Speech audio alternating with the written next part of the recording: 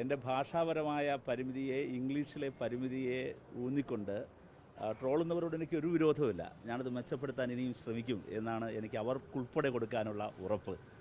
പക്ഷേ ഒരു കാര്യം, ഭാഷയല്ലല്ലോ കാര്യങ്ങൾ നിശ്ചയിക്കുന്നത്. അതാണ് നമ്മുടെ രാജ്യത്ത് കാണുന്നത്. അപ്പോൾ ഞാൻ എൻ്റെ ഭാഷ മെച്ചപ്പെടുന്നതുവരെ കാത്തിരുന്നെങ്കിൽ എനിക്ക് ഹരിയാനയിലെ നൂഹിലേക്ക് എനിക്ക് എത്തിച്ചേരാൻ കഴിയില്ലായിരുന്നു. എന്നോട് എൻ്റെ പാർട്ടി മണിപ്പൂരിലേക്ക് പോകാൻ പറയുമ്പോൾ മണിപ്പൂരിലെ ജനങ്ങളുടെ അരികിലേക്ക് പോകാൻ ഞാൻ ഭാഷ മെച്ചപ്പെടുത്തിയിട്ട് പോകാം എന്ന് കരുതി ഇരിക്കാൻ കഴിയില്ലല്ലോ. ഈ വാർത്ത അറിഞ്ഞുടനെ തന്നെ DYFIയുടെ സെൻട്രൽ കമ്മിറ്റി തീരുമാനിച്ച് പെട്ടെന്ന് അങ്ങോട്ടേക്ക് പോകണമെന്ന് ഞങ്ങൾ കൂടിയാലോചിച്ചപ്പോൾ എൻ്റെ ഭാഷ മെച്ചപ്പെടുത്തിയിട്ട് പോകാൻ മാത്രമേ എനിക്ക് കഴിയില്ലല്ലോ. അതുകൊണ്ട് സുഹൃത്തുക്കൾ, ആ പരിമിതി മനസ്സിലാക്കണം. ഞാൻ ചെന്നപ്പോൾ ഭാഷ അറിഞ്ഞുടെങ്കിലും അവരുടെ വിഷമത്തിൻ്റെയും സങ്കടത്തിൻ്റെയും ഭാഷ മനസ്സിലാക്കാൻ എനിക്ക് പ്രയാസം ഉണ്ടായിരുന്നില്ല. എൻ്റെ ഭാഷ മനസ്സിലാക്കാൻ അവർക്കും പ്രയാസം ഉണ്ടായിരുന്നില്ല. ഇംഗ്ലീഷൊന്നും അറിയാത്ത മനുഷ്യരാണ് അവർ. കന്നഡയിലോ ഇല്ലെങ്കിൽ വളരെ അവരുടെ റീജിയണൽ ലാംഗ്വേജ്, പ്രാദേശിക ഭാഷകളിലൊക്കെ സംസാരിക്കുന്ന എല്ലാ മനുഷ്യരുടെ മുമ്പിൽ അവർ ചിലരോട് പറഞ്ഞു, ആദ്യമായിട്ടാണ് അവർ ഒരു MP അടുത്ത് കാണുന്നതെന്ന് പറഞ്ഞു.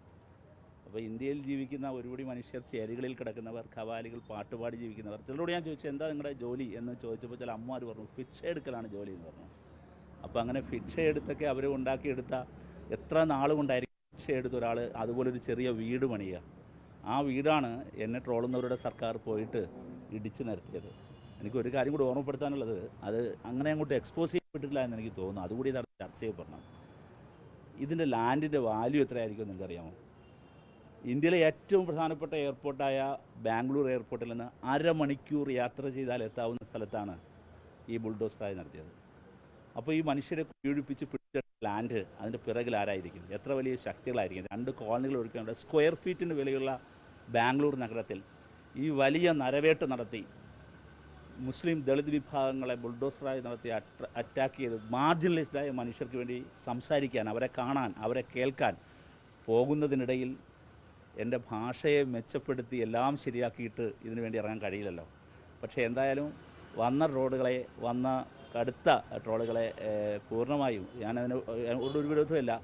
തീർച്ചയായും ഈ കല്ലേറുകൾ എൻ്റെ ഭാഷയെ മെച്ചപ്പെടുത്താൻ എന്നെ കൂടുതൽ വ്യക്തിപരമായി പ്രാപ്തനാക്കും.